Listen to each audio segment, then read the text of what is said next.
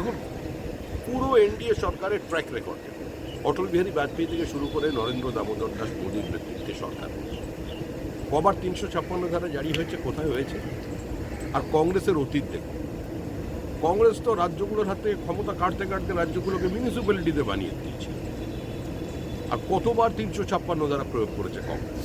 সুতরাং নিজের মনের আয়নায় বারবার অন্যকে দেখা উচিত নয়।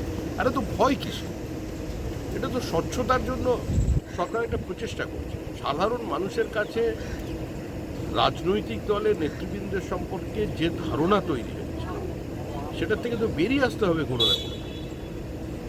তো একটা সমাজে ভিন্ন বার্তা যাবে, যে আইনের ঊর্ধ্বে কেউ নয়, সেই প্রচেষ্টার জন্যই এই বিল। সেটাকে স্বাগত জানানো উচিত। দেখুন, আজকে বারবার সোমনাথ চট্টোপাধ্যায়ের কথা বলে দিচ্ছে। পশ্চিমবঙ্গের মানুষ দেখবে তৃণমূল, কংগ্রেস আর সিপিএম একসঙ্গে ভোট দিচ্ছে। কালকে দেখাই গেছে এমএ বেবির হাত ধরে ডেরেক ওব্রায়েন। আসলে প্রকাশ করার শাস্তি দিয়েছিলেন সোমনাথ চট্টোপাধ্যায়। এমএ বেবির অবস্থানটা আবার ভিন্ন, দুজনই কেরালে। আসলে বাংলা এবং বাঙালিকে বঞ্চনাতে সবাই এগিয়ে আছে, কংগ্রেসও এগিয়ে আছে, সিপিএমও এগিয়ে আছে। সিপিএমের এই দ্বিচারিতার রাজনীতি, তৃণমূলের এই দ্বিচারিতার রাজনীতি বাংলার মানুষ। বাংলা খবর, আপনার রাজনীতি, আপনার আওয়াজ।